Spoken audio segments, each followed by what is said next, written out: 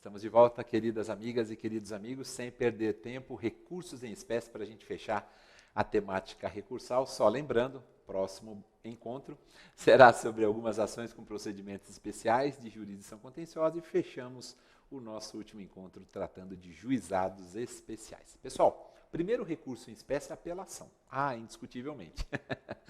O recurso por excelência, o recurso de excelência, como alguns preferem chamar, não é? A apelação é tratada no 1009, pessoal, até o 1014. Então, 1009 até o 1014. O que é que eu destacaria para todos os meus queridos amigos? Primeiro ponto, a apelação é um recurso que cabe contra a sentença, seja ela terminativa, quer dizer, aquela sentença que não enfrenta um mérito, que está cujas hipóteses estão mencionadas de sentença de extinção do feito sem resolução de mérito no 485, como também é possível interpor recurso de apelação contra as sentenças que enfrentam o mérito, são as chamadas sentenças definitivas, que estão previstas no artigo 487. Então, 485 para as definitivas, para as terminativas, 485 para as terminativas, sem mérito, 487 para as definitivas com mérito. Além disso, nós temos recursos que são parecidos com o recurso de apelação, como é o recurso inominado, nos juizados especiais, como também os embargos infringentes de alçada, que estão previstos lá na Lei de Execução Fiscal. O recurso ordinário constitucional, a gente vai falar dele rapidinho, o ROC, lá no 1027, inciso 2º, letra B do CPC, é como se fosse uma apelação em segundo grau. E também a gente tem, quando nós falamos de falência, pessoal, vale a pena a gente lembrar da Lei 11.101, de 2005, nós temos lá a redação no artigo 100, dizendo o seguinte, que da decisão que decreta a falência, cabe agravo, aquela decisão que decreta. Da sentença que julga a improcedência do pedido de falência, aí cabe apelação. Está lá no artigo 100, tá bom, meus amigos? É porque nós temos duas fases, Vocês sabem bem. A cognitiva, que é para verificar se estão presentes ou não os requisitos para a decretação de falência, é uma fase de cognição, e depois nós temos uma fase executiva, que é justamente aquela em que é realizado o ativo, justamente para o pagamento das dívidas do devedor empresário. Então é importante a gente fazer essa introdução em relação ao recurso de apelação. Um outro ponto importante, bastante questionado em provas objetivas.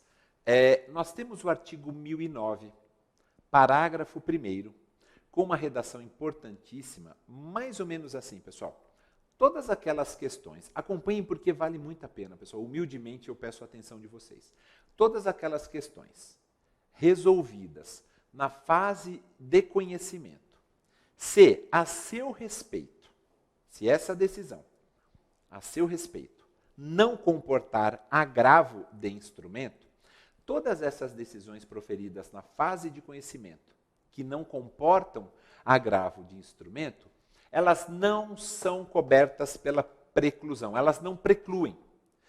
E, obviamente, poderão ser suscitadas, aliás, o 1009, parágrafo 1º, fala devem ser suscitadas como preliminar de apelação, nas razões de apelação ou nas contrarrazões. O que se quer dizer com o 1009, parágrafo 1º? Que se nós tivermos uma decisão interlocutória, proferida na fase de conhecimento, mas não cabe agravo de instrumento contra ela, não se preocupem, porque nós não temos mais aquela figura do agravo retido. Não se preocupem. Por quê? Porque é possível suscitar em preliminar, nas razões de apelação ou nas contrarrazões de apelação, aquela questão, evidentemente, que não foi resolvida, que foi resolvida, mas não foi impugnada. Por quê? Porque não temos mais a figura do agravo retido. Então, volto a afirmar, as questões resolvidas na fase de conhecimento, se a decisão a respeito dessas questões não comportar o recurso de agravo de instrumento, porque o 1015 foi criado para ser um rol taxativo, mas o STJ, vocês sabem bem, já entendeu que é uma taxatividade mitigada, basta você alegar a urgência, e aí existe a possibilidade do agravo de instrumento ser aceito, ser conhecido, independentemente daquelas hipóteses do 1015, mas a redação e a ideia original era de que o 1015 comportava um rol taxativo. Então é por conta disso que o 1009, parágrafo 1º diz: se a decisão a seu respeito não comportar agravo de instrumento, não há que se falar em preclusão. Não há. Fique tranquilo. Por quê? Porque você vai poder alegar, obviamente, alguma ofensa, né, em razão daquela decisão que foi proferida durante a fase de conhecimento. Você vai poder alegar essa ofensa, seja como preliminar nas razões de apelação, seja como preliminar nas contra-razões de apelação. Tá certo? Procedimento, né, do recurso de apelação no primeiro grau de jurisdição. A gente já viu o 1010, quando a gente falou da regularidade formal, interpõe o recurso de apelação perante o próprio juiz prolator da sentença no prazo de 15 dias. Tá certo? Interposto ali, aliás, não nos esqueçamos, é possível também a interposição do recurso de apelação, né, pelos correios. Interposto ali, junto ao juízo de primeiro grau, o que é que se faz, pessoal? Intima-se a parte recorrida para querendo apresentar as suas contra-razões. Querendo não significa que ela vai apresentar. Pode ou não, não é? A obrigação do magistrado é intimá-lo para querendo apresentar as contra-razões. E depois remeter os autos ao tribunal hierarquicamente superior. Maurício, espera aí. Mas e a competência para a admissibilidade, para a realização do juízo de admissibilidade? E a competência, né, para o julgamento do mérito recursal é exclusiva do tribunal. O juízo de primeiro grau, pessoal, não faz mais uma análise de preenchimento dos requisitos de admissibilidade. Razões, contra-razões e remete para o tribunal. E lá que ele se vire, tá bom, pessoal? Lembram do 1010, né, que eu mencionei para vocês? Vou só pegar rapidinho aqui, pessoal, e fazer uma leitura do parágrafo 3º, que diz assim, pessoal, vejam só. O primeiro, o segundo e o terceiro, tá? Humildemente eu peço desculpas a vocês, porque acho que fica melhor, fica mais contextualizado. O parágrafo 1º diz assim: o apelado será intimado para apresentar contra-razões no prazo de 15 dias. Parágrafo 2º. Se o apelado interpuser apelação adesiva, o juiz intimará o apelante para apresentar contra-razões. Só lembrando que quando a gente fala de recurso adesivo, a gente está falando do quê, pessoal? De uma forma de interposição de 3 recursos. Não é um recurso propriamente o recurso adesivo. Depois eu recomendo que os amigos façam uma leitura do artigo 997. Né? A apelação é um desses recursos que podem ser interpostos adesivamente, além do especial e do extraordinário. Tá certo?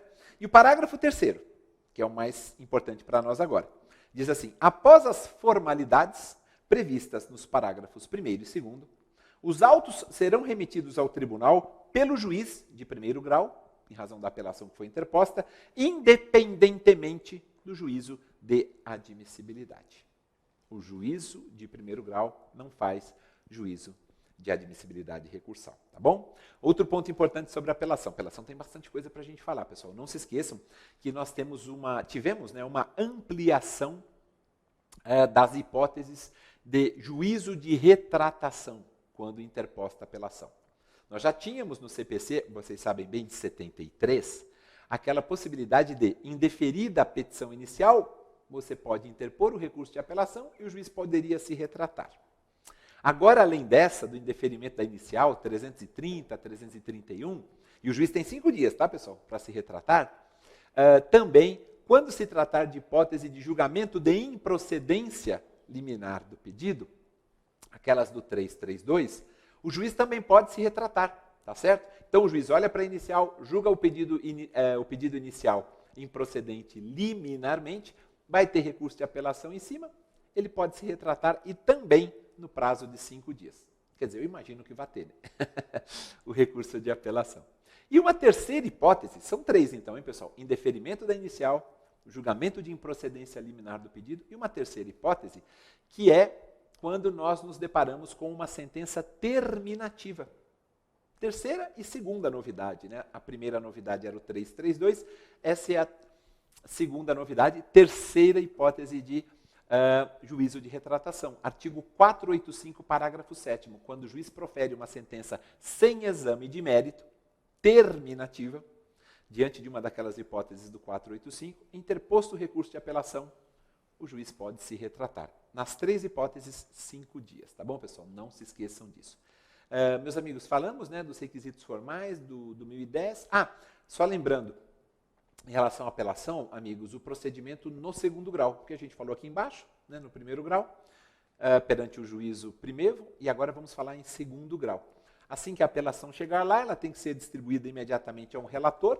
O relator vai decidir, né, se julgará o recurso de forma unipessoal, monocrática, né, ou de forma colegiada, e aí vai se aplicar, obviamente, ali o artigo 932.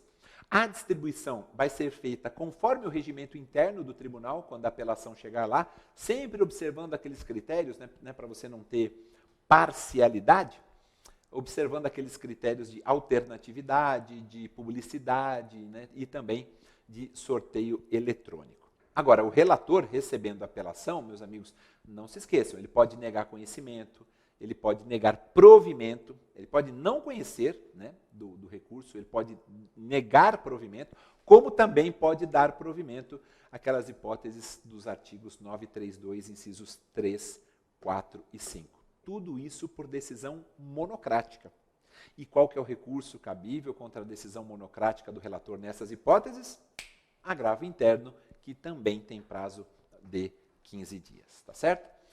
Se não for o caso de julgamento monocrático, né, de decisão monocrática pelo relator, ele vai elaborar o seu voto, bonitinho, já que vai ser hipótese de julgamento pelo órgão colegiado, elabora o seu voto bonitinho para julgamento do recurso pelo órgão colegiado, tá certo? Efeitos devolutivo e suspensivo. Não se esqueçam, a apelação é via de regra. Então se é via de regra tem exceção, né, Maurício? Tem. Via de regra, a apelação é recebida no seu duplo efeito, tanto no devolutivo quanto no suspensivo. Todavia, atentem para um dispositivo que é muito cobrado também em provas objetivas, o 1012, parágrafo 1º. Por quê? Porque no 1012, parágrafo 1º, nós temos a redação de que, ok, em regra a apelação é recebida nos efeitos devolutivo e suspensivo, mas nessas hipóteses do parágrafo 1º, a apelação vai ser recebida só no devolutivo. Só no devolutivo. Quais são essas hipóteses? Quando a sentença estiver tratando de homologação de divisão ou demarcação de terras, quando a sentença condenar ao pagamento de prestação alimentícia, quando a sentença extinguir sem resolução de mérito ou julgar improcedentes os embargos do executado, quando a sentença julgar procedente o pedido de arbitragem, de instituição de arbitragem, quando a sentença confirma, concede ou revoga tutela provisória, também a interposição do recurso de apelação contra essa sentença significará o recebimento somente no devolutivo e também contra a sentença que decreta a interdição, você interpondo o recurso de apelação só no devolutivo. Isso não significa que você mesmo assim não possa pedir o efeito suspensivo. Como assim, Maurício? Quer dizer, são hipóteses em que nós não teremos o efeito suspensivo automático, mas ele pode ser concedido, não pode? Sim, ope iudicis. Vai depender do juiz. Aí o parágrafo 3º do 1012 e o parágrafo 3º do 1012 e o parágrafo 4º são extremamente importantes para a gente compreender esse contexto. Edu, por favor, coloque na tela. Quando que a gente pode pedir o efeito suspensivo? Obrigado, meu amigo. Mesmo, repito, tratando-se de hipóteses em que o recurso de apelação vai ser recebido só no devolutivo. Ainda assim, eu posso pedir o suspensivo. Através de um requerimento que vai ser dirigido ao tribunal, em qual período? Compreendido entre a interposição da apelação e sua distribuição, ficando o relator designado para seu exame prevento, né, para julgar a apelação, ou vai ser através de um requerimento dirigido ao relator. Evidentemente, você pode pedir o efeito suspensivo diretamente ao relator, se já foi distribuída a apelação. E o Edu já colocou o parágrafo 4º muito bem, dizendo assim, que nas hipóteses do primeiro, ou seja, em que a apelação é recebida só no devolutivo, a eficácia da sentença poderá ser suspensa pelo relator. Então, é possível dar o efeito suspensivo, sim, mesmo em se tratando de hipóteses que automaticamente não terão efeito suspensivo. Mas aí o apelante vai ter que preencher requisitos. Quais são? Demonstrar a probabilidade de provimento do recurso ou, não é e, pessoal, ou, muita atenção, faz toda a diferença isso. C, sendo relevante a fundamentação houver um risco de dano grave ou de difícil reparação. Também chamado, né, de efeito ativo, ou efeito contrassuspensivo ou suspensivo inverso. Então, amigos, a grande verdade é essa.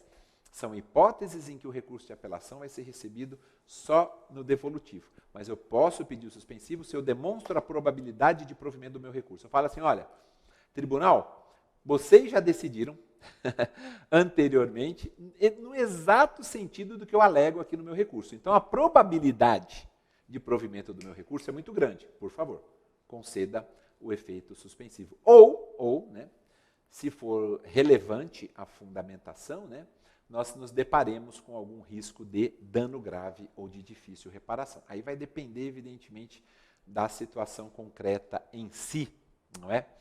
E não deixa de ser, né, a gente demonstrar aí um perículo in mora também, né? Você fala assim, olha, suspende, porque se não suspender, pode trazer um dano grave ou de difícil reparação. Tá certo, amigos?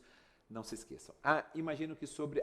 só uma última informação sobre a apelação que eu queria trazer aqui para todos vocês, amigos. Que é o 1013, que é um dispositivo importante porque ele fala da chamada teoria da causa madura, pessoal. Teoria da causa madura. O 1013, no seu parágrafo 3º, o que é a teoria da causa madura? A causa está pronta para ser julgada. Ué, Maurício, mas o recurso de apelação está lá no tribunal, causa está pronta para ser julgada, então significa que o juiz de primeiro grau não tem enfrentado o mérito? Essa é uma das hipóteses, não é? E a gente vai verificar agora, meus amigos, o 1013, parágrafo 3º e também o seu parágrafo 4º, para tratar da teoria da causa madura. Por favor, Edu, vamos lá. Obrigado, meu amigo.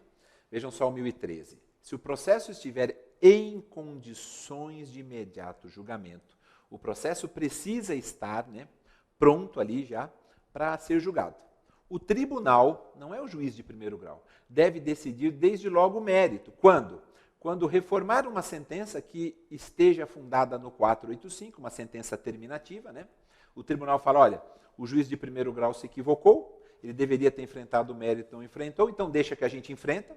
Basicamente é isso, né? Deixa que a gente enfrenta. Por quê? Já está prontinha para ser julgada. A causa está o quê, pessoal? Madura, está aqui, não é?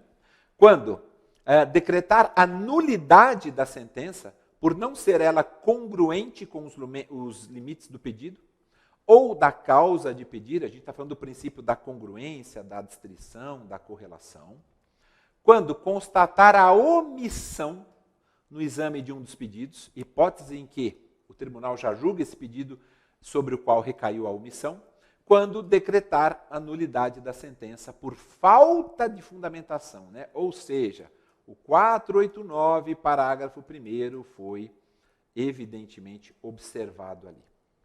Parágrafo 4º, quando reformar uma sentença que reconheça decadência ou prescrição, quer dizer, a sentença falou assim, olha, o cidadão decaiu do seu direito, o cidadão decaiu da sua pretensão, a pretensão prescreveu.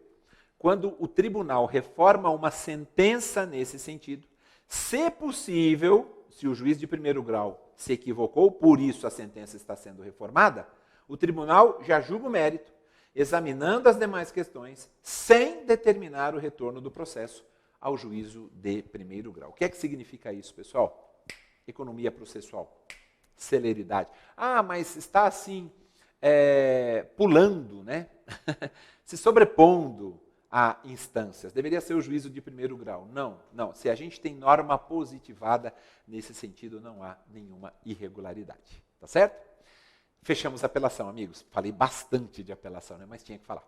Agravo de instrumento? Vamos lá, pessoal. 1015 até o 1020. 1015 até o 1020. Quando a gente fala de agravo de instrumento, pessoal, a gente tem que pensar da seguinte forma. Eu estou falando de um recurso que pode ser interposto contra decisões interlocutórias de primeiro grau. Porque quando eu falar de decisões em segundo grau, aí eu tenho o agravo interno do 1021, sobre o qual a gente já falou, cabível contra decisões monocráticas proferidas pelo relator, e eu tenho o agravo em resp ou em restre, agravo em recurso especial ou agravo em recurso extraordinário, do 1042, que é aquele agravo que a gente interpõe quando não é admitido recurso especial ou extraordinário. Eles não são admitidos, você pode agravar, o prazo é de 15 dias. Agravo retido não mais existe. Agravo regimental é uma expressão que a gente não precisa mais utilizar, porque agora nós temos o agravo interno, né? Temos o agravo contra a decisão de presidente do tribunal que suspende a segurança, lá no artigo 15 da lei do mandado de segurança, mas enfim, o que tem que ser o nosso foco agora é o agravo de instrumento. Eu disse a vocês, o 1015 é um rol que foi criado para ser taxativo, pessoal, todos nós sabemos disso, né? Mas o STJ veio e falou assim, não, tudo bem, é taxativo, mas nós vamos considerar essa taxatividade mitigada. O que significa essa taxatividade mitigada?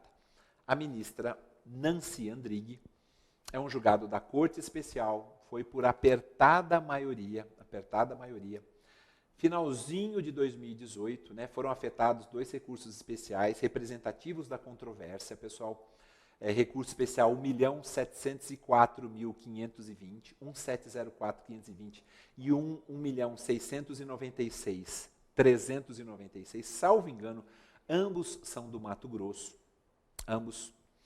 E no julgamento da Corte Especial por apertada maioria, em razão do voto da ministra Nancy Andrighi, foi afirmado que o rol do 1015 é uma taxatividade mitigada. Em outros termos, o STJ decidiu que, para além das hipóteses de cabimento do agravo de instrumento previstas expressamente no CPC, tem uma outra hipótese, né, uma hipótese adicional de cabimento, não positivada pelo legislador, em que se admite o recurso de agravo de instrumento diante da urgência, que decorre da inutilidade do julgamento da questão no recurso de apelação. Então, se demorar, né, por conta do 1009, parágrafo 1º, se demorar, que a gente mencionou agora há pouco, para analisar a questão, porque vai analisar como preliminar nas razões ou contra-razões de apelação, se você demonstra isso, fala, olha, tem que ser agora a análise desse agravo de instrumento contra essa decisão, porque lá na frente vai demorar muito tempo, e aí já não vamos ter mais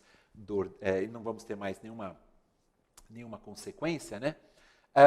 Como existe a possibilidade de demorar, eu estou demonstrando aqui a urgência, eu quero que esta decisão interlocutória, em razão da taxatividade mitigada, seja lá qual é a matéria discutida, eu quero que essa decisão interlocutória seja reformada em razão do agravo de instrumento que eu estou interpondo. Porque eu preciso agora, é urgente, eu não posso esperar, evidentemente, a sentença para depois apelar ou, nas contra-razões de apelação, eu suscitar aquela preliminar.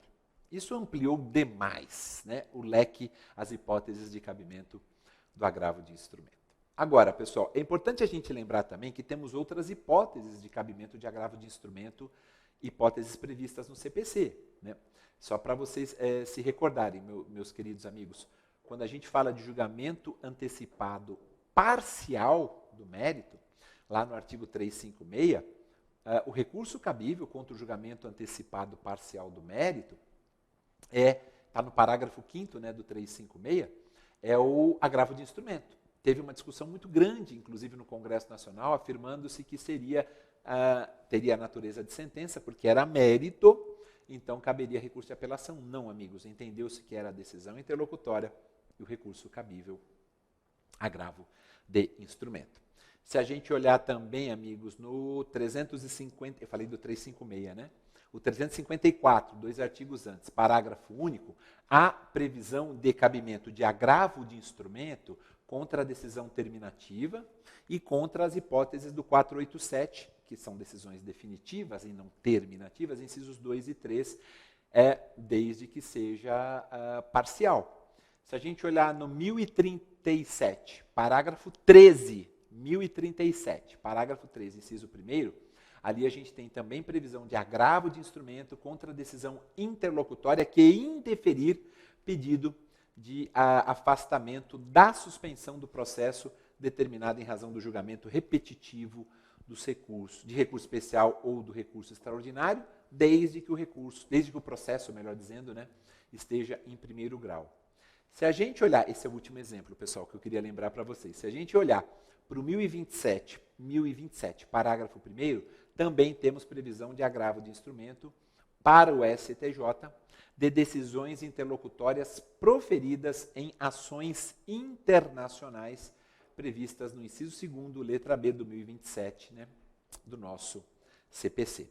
Então, a gente tem algumas outras situações, não só do 2015, né, como também temos agora a taxatividade mitigada. E temos no inciso 13 do 2015, eu vou só confirmar, meus queridos amigos, mas eu tenho quase certeza que é no inciso 13, isso. No inciso 13, a gente tem a seguinte redação, olhem só que interessante, que cabe agravo de instrumento também sobre outros casos, né, expressamente referidos em lei. E o seu parágrafo único, que é emblemático, muito cobrado em provas objetivas, dizendo que também caberá agravo de instrumento contra decisões interlocutórias proferidas na fase de liquidação de sentença ou de cumprimento de sentença, no processo de execução de título extrajudicial e no processo de inventário. Tá certo, pessoal? Não se esqueçam disso. E lembrei, pessoal, o artigo 19, parágrafo 1º da Lei da Ação Popular, a 4.717, de 65, prevê agravo de instrumento contra as decisões interlocutórias proferidas na ação popular. Tá certo, pessoal? Não se esqueçam disso. Regularidade formal do agravo de instrumento, a gente falou do 1017, 1018, a gente poderia falar o 1016 também. O 1016 diz assim que o agravo de instrumento é dirigido diretamente ao tribunal competente, né, por meio de uma petição, e a gente tem todos os requisitos, né? As peças processuais que devem instruir, peças obrigatórias, a gente já falou, é 1017 que a gente mencionou, tenho certeza. Peças facultativas também, não é? Além do 1017 também, pessoal, é importante nós lembrarmos do 1018, e o 1018 é tão importante, por quê, pessoal? Porque ele tem alguns parágrafos e tem ali uma obrigação de se informar ao juízo de primeiro grau que contra aquela decisão interlocutória por ele proferida foi interposto agravo de instrumento, com consequências, caso nós não tenhamos essa informação. Olhem o 1018, pessoal, importantíssimo. Para mim, são os dois recursos mais cobrados em provas objetivas, 3, eu diria, né? Apelação, agravo de instrumento e embargos de declaração. Mas olhem o 1018, pessoal. O agravante poderá requerer, aqui está escrito poderá, requerer a juntada aos autos do processo de cópia da petição do agravo de instrumento, do comprovante da sua interposição e da relação dos documentos que instruíram o recurso. Parágrafo 1º. Se o juiz comunicar que reformou inteiramente a decisão, por quê? Porque o agravante vai comunicar para ele, falar, excelência, olha, eu estou aqui agravando de instrumento da sua decisão interlocutória. Então tem juízo de retratação. O parágrafo 1º diz, se o juiz comunicar que reformou inteiramente aquela decisão interlocutória objeto do agravo de instrumento, o relator considerará prejudicado o agravo de instrumento. Aí nem se julga o agravo de instrumento no tribunal. Por quê? Porque o juiz de primeiro grau se retratou. Parágrafo 2º. Não sendo eletrônicos os autos, quer dizer, sendo autos físicos, o agravante tomará a providência prevista no caput no prazo de 3 dias a contar da interposição do agravo de instrumento. Então, há um prazo estabelecido. Por quê, pessoal?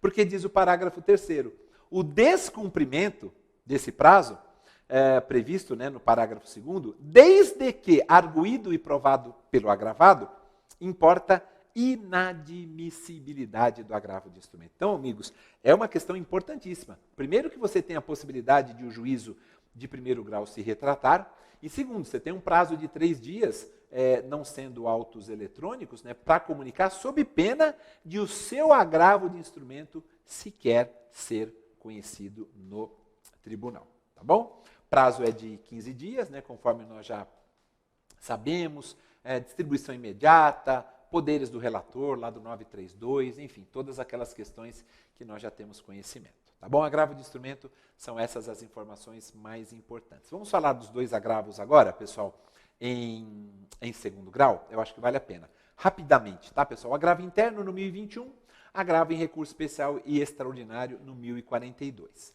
Agravo interno, primeiro, cabível para o órgão colegiado contra uma decisão monocrática, né, proferida pelo relator. Então, recurso cabível contra a decisão unipessoal, monocrática do relator, em qualquer recurso, em qualquer incidente, em qualquer ação de competência originária dos tribunais, né? As hipóteses de julgamento monocrático pelo relator, repito, estão no artigo 932, que vão desde o inciso 2º até o inciso 6, né? Não se esqueçam disso, né? E ao longo do CPC, pessoal, nós temos outras referências específicas também de cabimento do agravo interno. Por exemplo, é cabível o agravo interno contra aquela decisão de relator que aprecia o incidente de desconsideração da personalidade jurídica. Por quê? Eu posso pedir desconsideração da personalidade jurídica até em 2º grau. Está lá no artigo 136, essa é uma das hipóteses, né?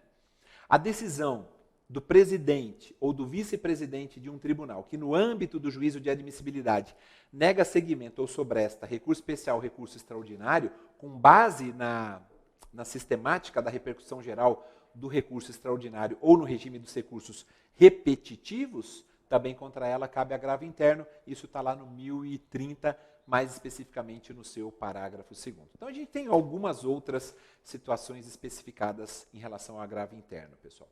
E aí, o 1021, como é um artigo só que trata do agravo interno, vale a pena a gente só relembrar. Eu já disse para vocês o parágrafo 1º. É necessário que você impugne fundamentadamente, que você impugne especificadamente, né? Tudo aquilo que você quiser que seja objeto da decisão agravada. Quando a gente falou da fungibilidade recursal, receber os embargos de declaração como agravo interno, eu fiz essa menção, não é? Quem vai analisar o seu agravo interno é o órgão colegiado, evidentemente. O agravo é dirigido ao relator? É, claro, ao relator que proferiu aquela decisão monocrática. Ele intima o agravado para querendo manifestar-se sobre o recurso no prazo de 15 dias. Ele pode se retratar também, tal qual ocorre no agravo de instrumento, no agravo interno também o relator pode se retratar, né?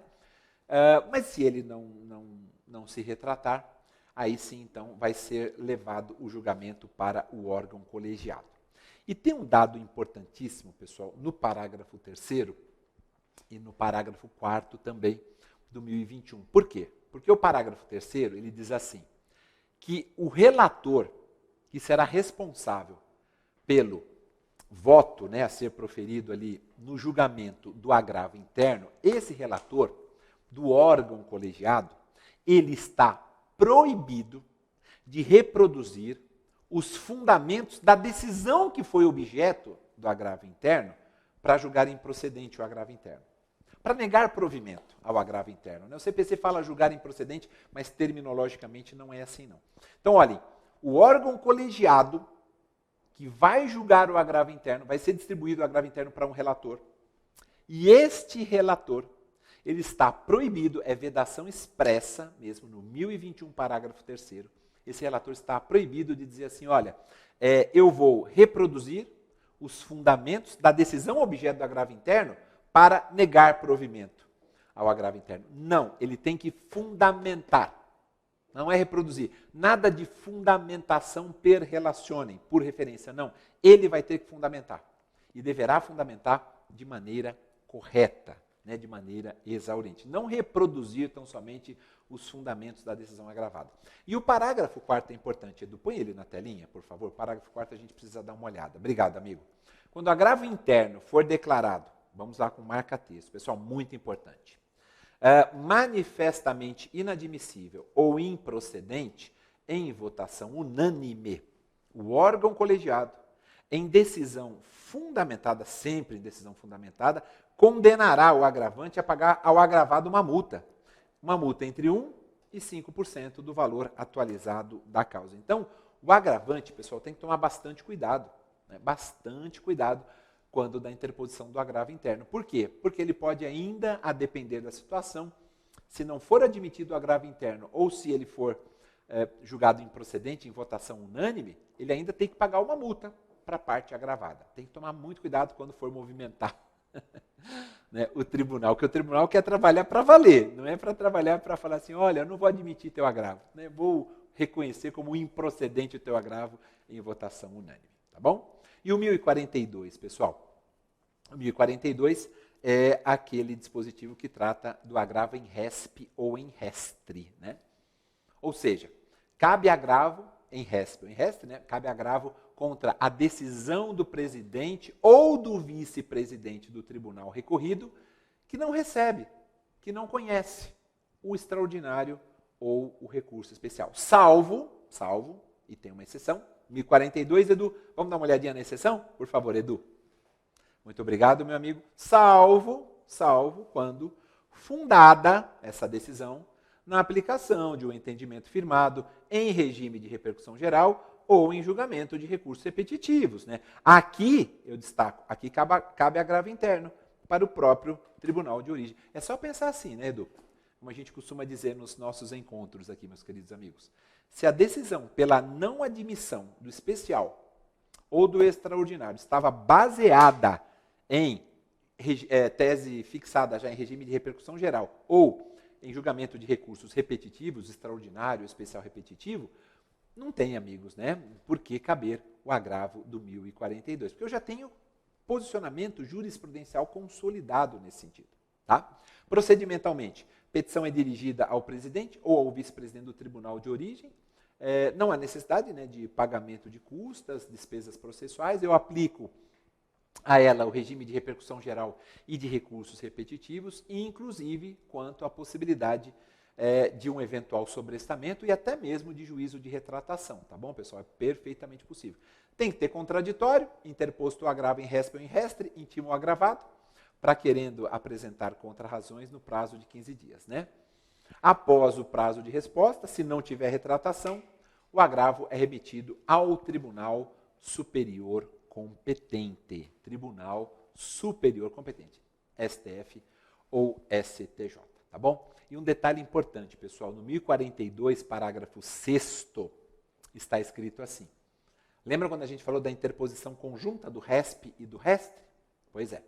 Na hipótese de interposição conjunta de recurso especial e de recurso extraordinário, o agravante, ele tem que interpor um agravo para cada recurso não admitido, tá? Não é um agravo só, é um agravo em razão da não admissão do recurso especial, com todas as suas fundamentações, um agravo em razão da não admissão do recurso extraordinário, com todas as suas razões ali, tá bom? Fechamos. Pessoal, eu preciso falar com vocês ainda, né, de outras espécies recursais. Eu achei que nós conseguiríamos terminar aqui, mas não deu tempo. Eu preciso falar de embargos de declaração, eu preciso falar de embargos de divergência em recurso especial extraordinário, preciso falar de ROC, de recurso ordinário constitucional, especial e extraordinário, tá certo? São os recursos que ainda nos faltam. Eu quero só rapidamente, amigos, falar dos embargos de declaração. E os demais, para não cansar muito, nós vamos deixar então para o nosso próximo encontro, tá bom? Mas pelo menos embargos de declaração, eu acho que vale a pena a gente falar. Agora, com relação aos outros, a gente vai dar só alguns pitacos, digamos assim, os outros 4 recursos, tá bom? Embargos de declaração, rapidinho, já combinei aqui com o Edu, começam a ser tratados no 1022 e são examinados até o 1026. As hipóteses de cabimento a gente já sabe, obscuridade, contradição, omissão, erro material. Prazo, 5 dias, né? Então, todos os vícios que legitimam estão lá no 1022. Não temos preparo, não se esqueçam disso, né? A gente aplica aquela regrinha do 229 aos embargos de declaração. Maurício, como é mesmo aquela regrinha? Litis consortes com procuradores diferentes de escritórios de advocacia distintos têm prazo em dobro para todas as suas manifestações, né? E também no 1023, parágrafo 2º, nós temos aquela regrinha que diz assim, que o juiz intimará o embargado para, querendo, manifestar-se no prazo de 5 dias também sobre os embargos opostos, caso o juiz perceba que em razão, por exemplo, de uma omissão, né, em razão de uma omissão dele, ele venha a modificar a decisão objeto dos embargos. Então o embargante vem e fala assim, excelência, olha, o senhor julgou improcedente o meu pedido inicial. Sou o autor, estou embargando aqui agora, tá? Só que tem um detalhe, o senhor esqueceu de analisar uma tese minha que está lá na inicial. O senhor se omitiu. Consequentemente, se o senhor analisar, o senhor vai ver que eu tenho razão. Aquilo que o senhor julgou improcedente, talvez o senhor tenha que julgar procedente. Se o juiz perceber isso, pessoal, o 1023, parágrafo 2º, é muito claro, e diz assim, o juiz tem que dialogar com a parte adversa. Via de regra, embargos de declaração opostos não tem esse diálogo. Tem uma obscuridade, uma omissão, uma contradição, um erro material, se corrige ali através dos embargos tão somente. Só que aqui, por conta dessa omissão ter sido relevante e vai modificar o conteúdo decisório, há que se estabelecer um contraditório com a parte embargada, tá bom, amigos? Então, repito, o juiz intimará o embargado para, querendo, manifestar-se no prazo de 5 dias sobre os embargos que foram opostos, caso o juiz perceba que o acolhimento, um eventual acolhimento dos embargos vai implicar modificação da decisão embargada. Alguns chamam de embargos de declaração com efeitos modificativos, com efeitos infringentes também, e por aí vai, tá certo? E dentro desse contexto também, pessoal, é importante a gente pensar no seguinte: vamos imaginar que o acolhimento dos embargos de declaração realmente modifique a decisão embargada.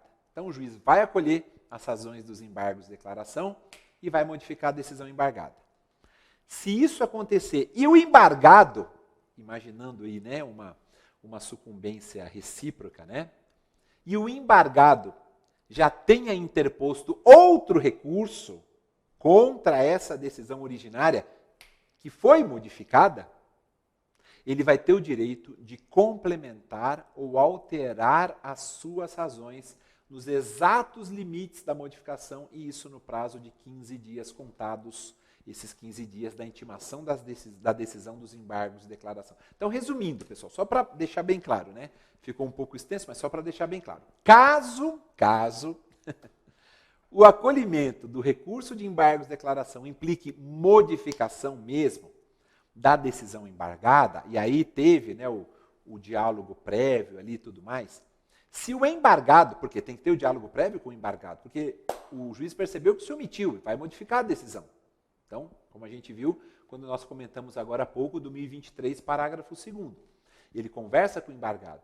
Então, se o acolhimento dos embargos de declaração implicou modificação da decisão embargada, e o embargado já interpôs um outro recurso, por quê? Porque foi sucumbência recíproca. Tanto o embargante perdeu, quanto o embargado perdeu. Esse embargado, que já interpôs um outro recurso, e interpôs com base na decisão anterior, só que ela foi modificada, em razão dos embargos de declaração, ele vai ter 15 dias para complementar ou alterar as suas razões. E é importante a gente lembrar também, pessoal, dos embargos de declaração para fins de pré-questionamento. Vamos lá. Tudo bem, Maurício, pré-questionamento. Pré-questionamento é um requisito de admissibilidade tanto do recurso especial quanto do recurso extraordinário, não é? Entende-se, pessoal, majoritariamente na doutrina, que o pré-questionamento é um requisito que se constitui na exigência de que o objeto do recurso especial ou extraordinário, ele já tenha sido objeto de uma decisão prévia por tribunais inferiores. Isso só realça, na verdade, a atuação dos tribunais superiores. Por quê? Eles vão focar no restre ou no resp, tão somente em relação às hipóteses previstas no 102, inciso 3 da Constituição, quando eu falo de recurso extraordinário, 105, inciso 3 105, inciso 3 da Constituição, quando eu falo do recurso especial para o STJ.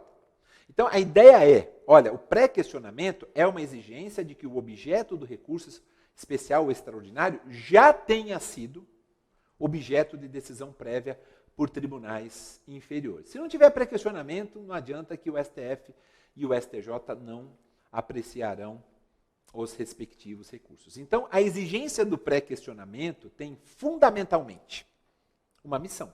É bom que a gente já fala de resp e de restre, A exigência do pré-questionamento tem fundamentalmente uma missão: impedir que seja objeto de análise no especial ou no extraordinário uma matéria que não tenha sido objeto de decisão prévia. Ela já tem que ter sido. Por isso, pré-questionamento. Vedando-se nesses recursos, no especial e no extraordinário, a análise de matéria de maneira originária, tanto pelo Supremo quanto pelo STJ. Por que eu estou falando tudo isso? E quando a gente fala de embargos de declaração para fins de pré-questionamento? Porque o inicialmente, ele sumulou um entendimento, pessoal, súmula 211. Ele sumulou o entendimento no sentido de inadmissibilidade do recurso especial quanto à questão que, apesar da oposição de embargos de declaração, não foi apreciada pelo Tribunal Inferior. Eu nunca gostei dessa súmula 211 do STJ. Por outro lado, o Supremo tem uma súmula que é a 356, o entendimento era completamente diverso. Ele entendia que a mera oposição, dos embargos de declaração contra a decisão omissa, a mera oposição, independentemente do resultado do recurso de embargos de declaração, já criava, no caso concreto, um pré-questionamento necessário para quê? Para a admissão do recurso extraordinário. O que fez, então, o CPC de 2015? Sabendo que o STJ tinha um posicionamento, sabendo que o STF tinha outro. O entendimento consagrado pelo STJ foi rejeitado. Vocês achavam que eu ia falar que o do STJ foi acolhido, né? Não foi. Não, foi rejeitado, preferindo-se, então, a solução mais pragmática, né? Em termos práticos mesmo, que foi adotada pelo Supremo Tribunal Federal. E aí a gente tem o 1025 nesse sentido. Edu, põe ele na telinha para nós, por favor. Muito obrigado, meu amigo. Consideram-se incluídos no acórdão os elementos que o embargante suscitou para fins do quê, pessoal? De pré-questionamento. Ainda, essa palavrinha importantíssima, que os embargos de declaração sejam inadmitidos ou rejeitados caso o Tribunal Superior considere existentes erro, omissão, contradição ou obscuridade. Então, estes são os embargos de declaração para fins de pré-questionamento. E para a gente finalizar, pessoal, não se esqueçam, por favor, embargos de declaração no 1026, dizendo que não possuem efeito suspensivo e interrompem o prazo para interposição de outros recursos. Interrompem, ou seja, o prazo é restituído integralmente para a interposição de outros recursos, tal qual ocorre na Lei 9.099, de 95, nos juizados especiais também, isso está previsto no artigo 50. Embargos de declaração intempestivos não geram esse efeito interruptivo, tá, pessoal? Se forem intempestivos, não geram efeito interruptivo. Tem a questão do caráter protelatório, lá no 1026, né, parágrafo 2º, pessoal, e no parágrafo 3º também, e no parágrafo 4º, não se esqueçam, a reiteração abusiva de embargos de declaração manifestamente protelatórios e a inadmissibilidade de novos embargos. Aqui vale a pena a gente fazer uma leitura, pessoal, rapidamente, e eu vou explicar para vocês por quê. Porque os embargos de declaração, quando tem caráter protelatório, a gente precisa punir, sabe, pessoal? Na prática, a gente precisa mesmo. Tem embargos de declaração que, com todo respeito, amigos, não vão a lugar algum. O 1026, parágrafo 2º, diz assim: quando manifestamente protelatórios, os embargos de declaração, o juiz ou o tribunal, numa decisão fundamentada, condenará o embargante, porque é protelatório, a pagar ao embargado, não é para o Estado, é para a parte contrária, uma multa que não exceda 2% sobre o valor atualizado da causa. Se reiterar, na reiteração, diz o parágrafo 3º, dos embargos de declaração manifestamente protelatórios, aí a multa já é elevada a até 10% sobre o valor atualizado da causa. E a interposição de qualquer recurso fica subordinada ao depósito prévio do valor da multa, à exceção, é claro, da Fazenda Pública e do beneficiário da gratuidade da justiça, que recolherão ao final. E o parágrafo 4º, não serão admitidos novos embargos de declaração se os 2 anteriores houverem sido considerados protelatórios. Então eu tenho esta possibilidade, de um recurso de embargos de declaração protelatórios. Se o segundo for considerado protelatório também, não vai ter uma terceira chance. Não vai ter uma terceira chance, tá bom? Se os 2 recursos anteriores de embargos de declaração forem considerados manifestamente protelatórios, não tem uma terceira chance. Tá bom, pessoal? Era isso que eu tinha para falar de embargos de declaração para vocês. Me perdoem, eu extrapolei demais o tempo, mas como eu disse desde o início, não vou deixar vocês sem as informações que eu repute mais significativas, tá bom? A gente se vê no próximo bate-papo, a gente fecha características principais de 4 recursos, né? Mais 4, rapidinho. e já começamos os procedimentos especiais. Um forte abraço a todos, fiquem com Deus, até lá.